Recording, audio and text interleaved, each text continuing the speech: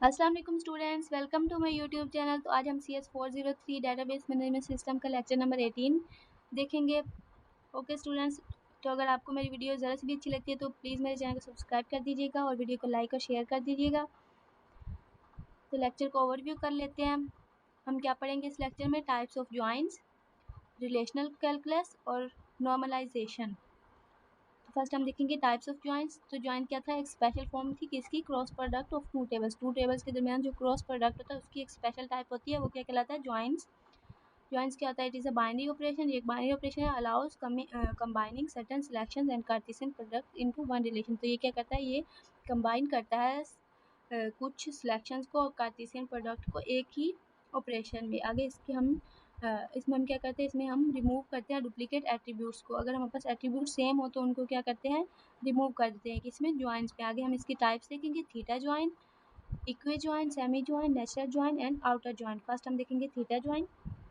Theta joint क्या होता है? It means that in normal cross product all the rows of one relation are mapped या merged with all the rows of second relation. इसका क्या मतलब है कि हमारे पास एक रिलेशन दिया हुआ, उसकी तमाम रोज को हम क्या करेंगे? मर्ज करेंगे, मैप करेंगे दूसरे रिलेशन की तमाम रोज के साथ। उसको क्या कहते हैं? Theta joint. But here only selected rows of a relation are made cross product with the second relation। तो क्या होगा कि फर्स्ट रिलेशन की जो सिलेक्टेड ही रोज जो होंगी वो क्या करेंगी? वो क्रॉस प्रोडक्ट बनाएंगी सेकंड रिलेशन के साथ।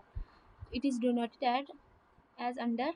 तो इसका ये दिया हुआ सिंबल, इसको जैसे डोनेट करते हैं किसको? थीटा को डोनेट करने के लिए ये वाला जो छोटा सा पाई के जैसा एम्प्टी वाला सिंबल दिया हुआ है, इसको इसके साथ डोनेट करते हैं। नेक्स्ट हम देखेंगे इसकी डायग्राम टेबल देखेंगे। फैकल्टी नाम का एक टेबल दिया हुआ है और कोर्स नाम का एक टेबल दिया हुआ है। तो इसको हम क्या करेंगे?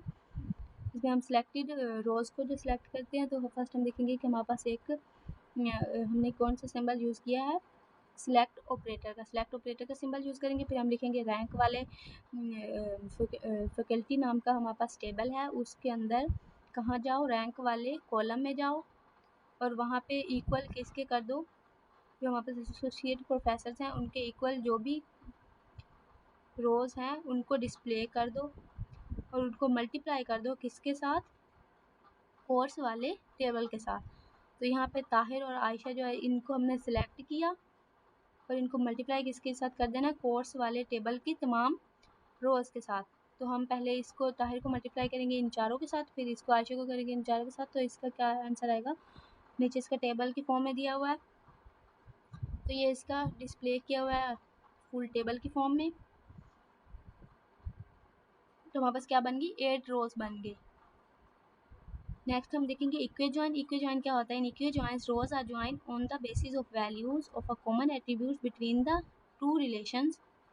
इक्वी ज्वाइंट्स पे क्या होता है कि हम क्या करते हैं? सिर्फ कॉमन एट्रीब्यूट्स जो होते हैं टू रिलेशंस के दरमियान उनको ज्वाइन करते हैं। और क्या होगा इसमें? क्या होता है कि जो फर्स्ट हमारे पास जो होगा रिलेशन, उसका जो प्राइमरी की होगा वो दूसरे रिलेशन में जाके क्या बन जाएगा? फॉरेन की। तो इसको हम डायग्राम में देखते हैं। फैकल्टी और कोर्स का हमने क्या इक्वी ज्वाइन लिया है, तो इसमें हम क्या करते हैं? कॉमन एट्रीब्यूट को अलग अलग डिस्प्ले कर। जैसे फैकल्टी का आईडी था, एक बार भी आ गया और दूसरी बार भी आ गया, तो दो एट्रीब्यूट्स को हम दोनों कॉमन एट्रीब्यूट्स को दो बार ही लिख रहे हैं। किसमें? इक्वी ज्वाइन में। आगे हम नेचुरल ज्वाइन देखेंगे। ये क्या होता है? Most common and general form है किसकी? ज्वाइन की। ज्वाइन की कॉमन और जनरल फॉर्म क्या है? Natural join. नेचुरल ज्वाइन क्या होता है? ये सेम इक्वी ज्वाइन की तरह ही होता है जैसे ये हमने लिया, लेकिन इसमें डिफरेंस क्या है कि नेचुरल ज्वाइन में क्या होता है? Common attributes appears only once. यहाँ पे फैकल्टी आईडी दो बार शो हो रहा है, लेकिन यहाँ पे कॉमन एट्रीब्यूट जो होगा वो सिर्फ एक बार ही शो होगा। जैसे यहाँ पे फैकल्टी आईडी सिर्फ एक बार ही शो हो रही है। क्या? इक्वी ज्वाइन की डायग्राम दी हुई। नेक्स्ट हम देखेंगे left outer join. Left outer join का क्या मतलब होता है कि जो हमारे पास लेफ्ट साइड पे टेबल होगा उसकी तमाम जो टपल्स जो है वो remain part of the output. तो हम जो है उसकी तमाम जो रोज हैं उनको आउटपुट के तौर पर लेंगे, लेकिन हम राइट वाले की तमाम नहीं लेंगे। नेक्स्ट हम देखेंगे राइट आउटर ज्वाइन में क्या होता है। राइट आउटर ज्वाइन में क्या होता है कि राइट वाला जो हमारे पास होगा टेबल, उसकी तमाम की तमाम क्या होंगी? रोज को हम सिलेक्ट कर लेंगे, लेफ्ट वाली को नहीं करेंगे। हमारे पास जैसे यहाँ पे एग्जांपल दी है लेफ्ट आउटर ज्वाइन की, और लेफ्ट आउटर ज्वाइन में क्या था कि लेफ्ट वाला सारा टेबल हमने सिलेक्ट कर लिया, लेकिन जो राइट वाला था राइट वाले में हमने क्या किया, राइट वाले में जो हमारे पास लेफ्ट वाला था ये वाला सारा का सारा हमने यहाँ पे सिलेक्ट कर लिया। तो लेफ्ट आउटर ज्वाइन का क्या मतलब था कि हम उसमें सारा का सारा टेबल जो होगा लेफ्ट वाला ही सिलेक्ट करेंगे, और राइट आउटर ज्वाइन का क्या मतलब था कि हम राइट वाला सारा का सारा टेबल सिलेक्ट करेंगे। आगे आउटर ज्वाइन है, आउटर ज्वाइन में क्या होता है कि इसमें हम क्या करते हैं, इसमें हम तमाम जो टपल्स हैं किसकी, लेफ्ट की भी और राइट रिलेशन की भी, वो उनको इकट्ठा कर देते हैं कि इसमें आउटर ज्वाइन में, जैसे हमने ऊपर किया था लेफ्ट आउटर ज्वाइन का रिजल्ट और राइट लेफ्ट आउटर ज्वाइन का रिजल्ट और राइट आउटर ज्वाइन का रिजल्ट, इन दोनों को एक ही टेबल में इकट्ठा कर देना, उसको क्या कहते हैं, आउटर ज्वाइन। नेक्स्ट हम लिखेंगे सेमी ज्वाइन। सेमी ज्वाइन का होता है, in semi join first we take the natural join of two relations then we project the attributes of first table only. इसमें हम क्या करते हैं कि हम सिर्फ टू रिलेशंस के दरमियान जो फर्स्ट हम क्या लेते हैं, नेचुरल ज्वाइन को लेते हैं, देन हम क्या करते हैं, उनका प्रोजेक्ट लेते हैं एट्रीब्यूट्स का फर्स्ट टेबल के, सिर्फ फर्स्ट टेबल के एट्रीब्यूट्स का हम क्या प्रोजेक्ट लेते हैं। तो ये इसकी यहाँ पे ये डायग्राम दी हुई है, आपने ये देख लेनी है। नेक्स्ट हम देखते हैं रिलेशनल कैलकुलस। रिलेशनल कैलकुलस में क्या होता है, relational calculus is a non procedural formal relational data manipulation language. ये क्या है, ये non procedural data manipulation language है क्या, रिलेशनल कैलकुलस। और इसमें कहते हैं in which the user simply specifies what data should be retrieved. इसमें क्या करता है, यूजर जो होता है वो सिंपली स्पेसिफाई करता है कि कौन से डाटा को रिट्रीव करना है, but not how to retrieve it, लेकिन उसको नहीं पता होता कि उसको कैसे रिट्रीव करना है। तो ये किस में होता है, रिलेशनल कैलकुलस में।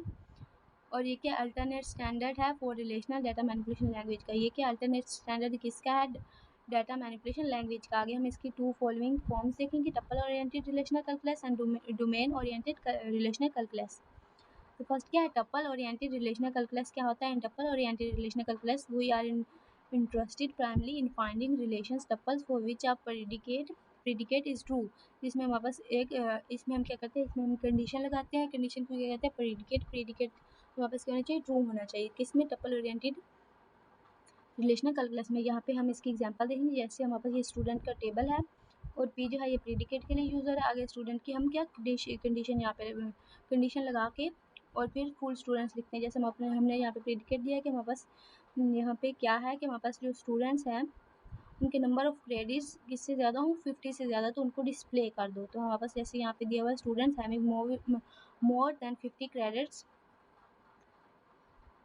तो उनकी रेंज बता दो। आर जो है वो रेंज के लिए यूज़र। अगर हम देखेंगे डोमेन ओरिएंटेड रिलेशनल कैलकुलस, इसमें कुछ नहीं, नॉर्मलाइजेशन दिया है। नॉर्मलाइजेशन क्या था, दिया 4 टाइप्स ऑफ अनैमलीज, जिसमें नॉर्मलाइजेशन क्या है, 4 टाइप्स है, redundancy, insertion, deletion and updation.